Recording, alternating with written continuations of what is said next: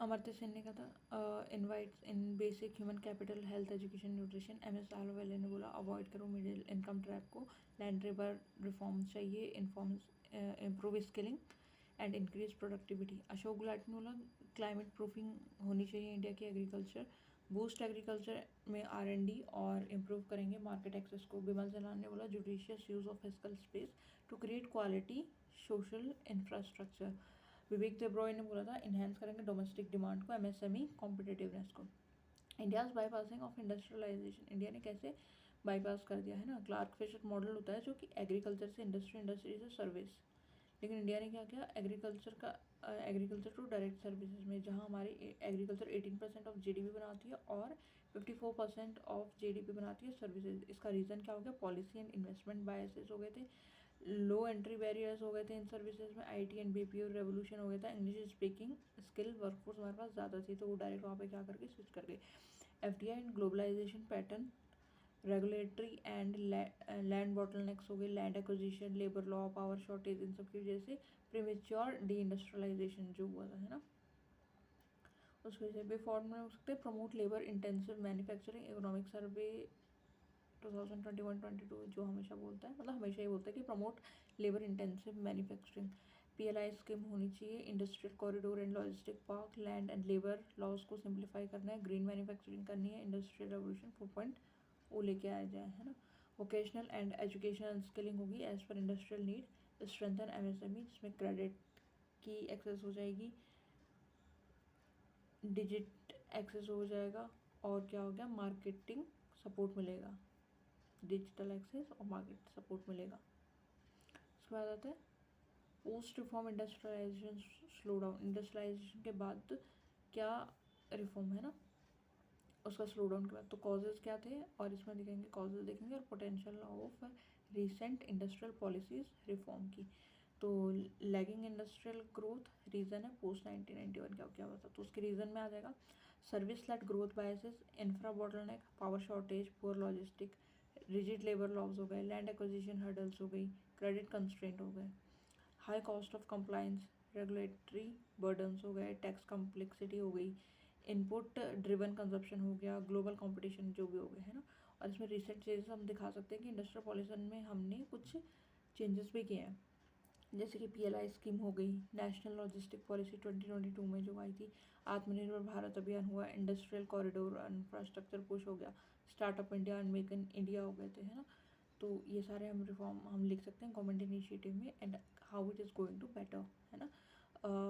फिर way forward में लिख सकते हैं कि policy continuity and execution, industrial initiatives में skill development align with industry 4.0, MSME credit access and cluster support, develop regional industrial policy, public private R&D partnerships।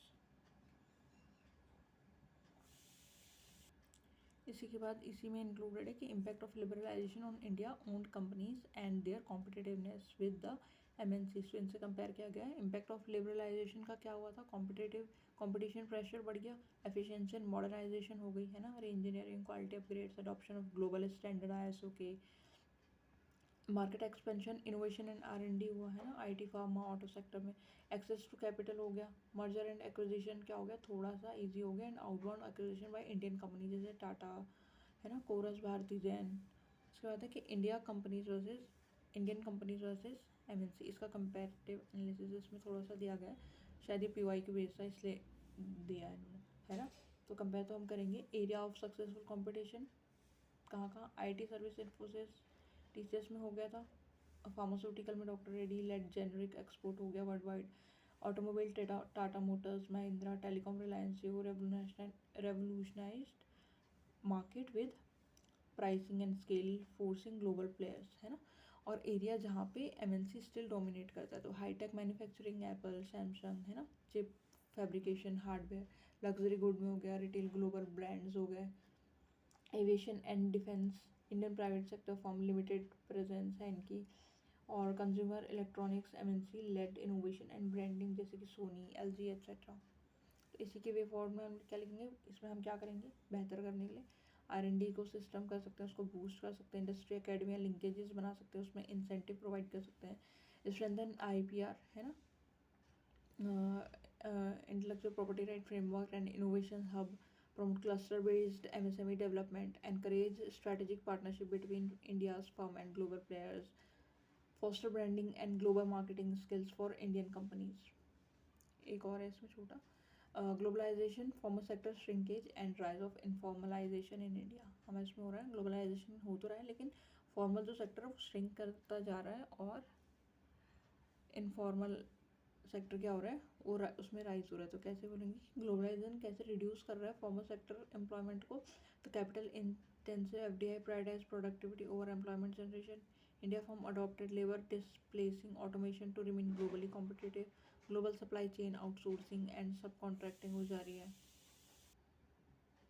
Import competition हो गया, undercut labour intensive industries हो गई, textile leather को लेके, rise flexible labour markets हो गए है ना, कॉन्ट्रैक्ट एंड कैजुअल लेबर को इनक्रेज किया, जिससे ग्लोबल कॉस्ट प्रेशर हो गया, form to avoid social security and regular hiring. तो इसको अवॉइड करने के लिए उन्होंने, तो उसके बाद क्या हो गया यहाँ से इनफॉर्मल सेक्टर में इंक्रीज होता जा रहा है। तो वे फॉर्वर्ड में देख सकते हैं कि फॉर्मलाइजेशन इंसेंटिव्स के द्वारा किया जाए ना, जैसे कि EPF सब्सिडी, मुद्रा, तो GST लिंकेज ये सब किया जाए।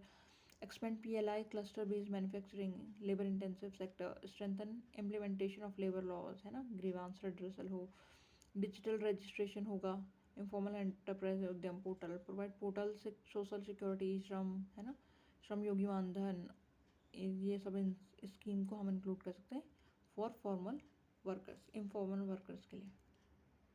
इसके बाद एक और है ये, इसके बाद ये खत्म हो जाएगा।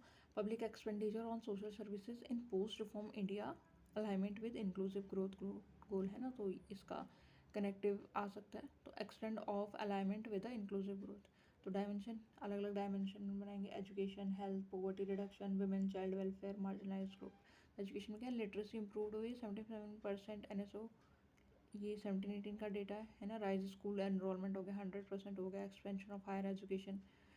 फिर इसमें इसी का शॉर्टफॉल क्या है, क्वालिटी अभी भी लो है, रूरल अर्बन जेंडर गैप्स हैं, डिजिटल डिवाइड एक्सपोज हुआ है पेंडेमिक के बाद। हेल्थ में देखा सकते हैं, लाइफ एक्सपेक्टेंसी इंक्रीज हुई है, MR डिक्लाइन हुआ है, ये जन आरोग्य योजना है ना, 50 करोड़ पीपल्स ने को कवर किया है इसमें। लेकिन इसके साथ शॉर्टफॉल्स इसमें क्या आता है कि स्टिल पब्लिक हेल्थ एक्सपेंडिचर क्या हो गया, 2.5% ऑफ GDP से भी कम है अभी तक है ना, और out of pocket expenditure high है ना, 40% से ज़्यादा लोगों का क्या हो जाता है, पॉकेट एक्सपेंडिचर हो जाता है।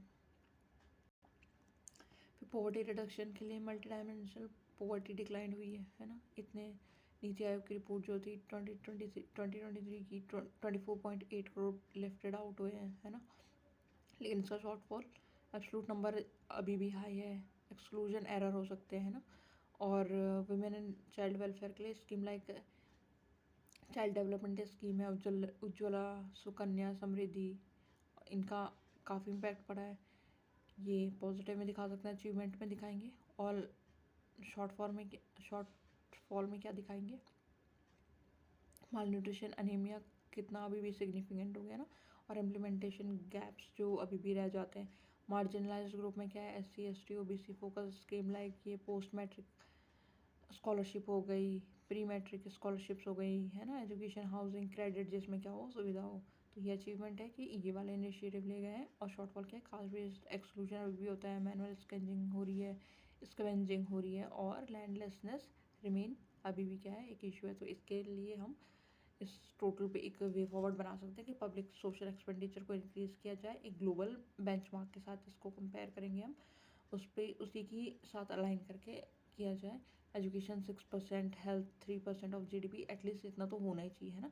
बेटर सेंटर स्टेट कोऑर्डिनेशन होगा, और focus on outcome based budgeting, social auditing हो, data targeting using AI, real time monitoring हो, जैसे एस्पिरेशनल डिस्ट्रिक्ट मॉडल था, उसके बाद हमने ब्लॉक मॉडल भी स्टार्ट किया है ना। स्ट्रेंथन ह्यूमन कैपिटल हो गया, as long term strategy for sustainable inclusive growth, इस पर हम एंड कर सकते हैं अपना है ना। चलिए ठीक है फिर।